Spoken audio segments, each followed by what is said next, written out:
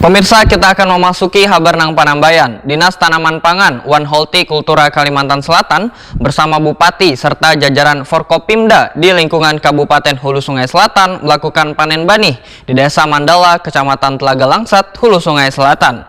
Kegiatan panen ditandai dengan syukuran bersama seluruh petani yang tergabung dalam kelompok Tani Balanti.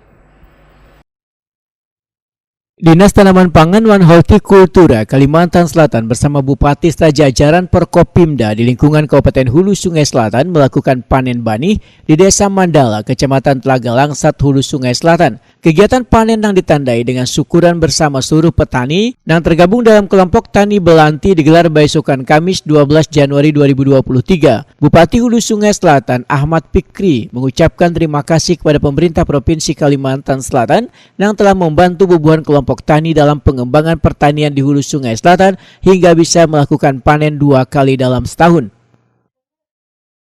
Samsir luar biasa lah. Jadi dulu dekat prosesnya belum mengarah dulu untuk pesapir tangan.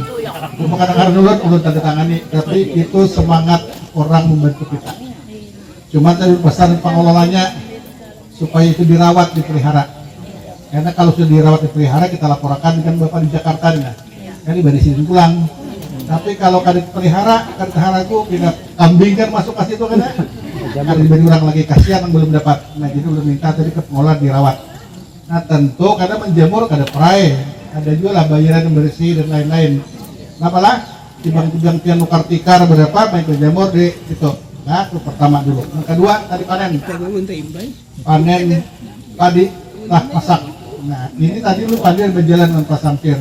Di tengah-tengah orang galuh kalau pindah kekurangan beres kada lagi kan panen lagi nah akibatnya apa hanya berpanen menyamai pulang luar biasa ini. Jadi kita patut syukuri kali Langsat ini diberikan Allah alam yang sangat menguntungkan.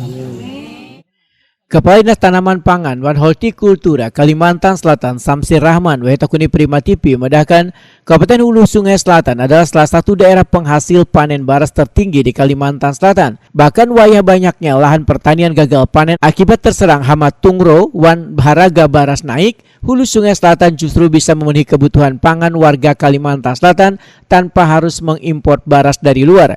Menurut Samsir Rahman, dari hasil panen, warga kada hanya bisa merasakan mengkonsumsi baras lokal, namun bisa merasakan baras unggul. Samsir Rahman menyatakan, pemerintah Provinsi Kalimantan Selatan akan terus mensupport Hulu Sungai Selatan sebagai penyangga pangan ibu kota negara, begitu pula dengan Kabupaten Hulu Sungai Utara, Hulu Sungai Tengah, wan Tabalong. Semua hari ini tentu merasa bersyukur dan bangga. Ternyata di Kabupaten Hulu Sungai Selatan sudah mengawali panen. Nah, dan ini adalah menepis apa yang disebut dengan kita kekurangan pangan. Ya, dan ini naik terus nanti. Biasanya kalau kita akhir tahun, November, Desember, di awal Januari, itu memang angka inflasi pasti naik. Karena musim kita ini unik. Nah, kita jarang, tapi hari ini petani sudah memulai dengan orang kita bilang orang banyak itu bisa mengakali sendiri, mempercepat tanam mereka. Nah, jadi bisa mengatasi alam, itu yang pertama. Dan ini berkat dorongan dari pemerintah daerah, Pak Bupati, beserta jajarannya. Pak Bupati ini sudah 10 tahun dan dia selalu, Pak Bupati ini mengedepankan sektor pertanian, luar biasa. Dan kita akan mencoba provinsi melalui Dinas Tanaman Pangan dan Ketahanan Pangan nantinya, kita akan mensupport Kabupaten Hulu Sungai Selatan. Hulu Sungai Selatan harus bisa menjadi nanti penyangga pangan ibu kota negara. Nah, jadi Hulu Sungai Selatan, Hulu Sungai Tengah, terus naik nanti sampai ke Tabalong. Tidak hanya sayuran, buah-buahan, juga beras utamanya 2,4 juta jiwa nanti suplainya nanti dari sini. Pemerintah Provinsi Kalimantan Selatan pun memberikan apresiasi pemerintah Kabupaten Hulu Sungai Selatan dengan memberikan bantuan berupa banih dengan total 800 juta rupiah, bantuan pengembangan banih apung 116 juta rupiah, bantuan power thresher serbaguna 28 juta rupiah, dan bantuan power thresher 24 juta rupiah.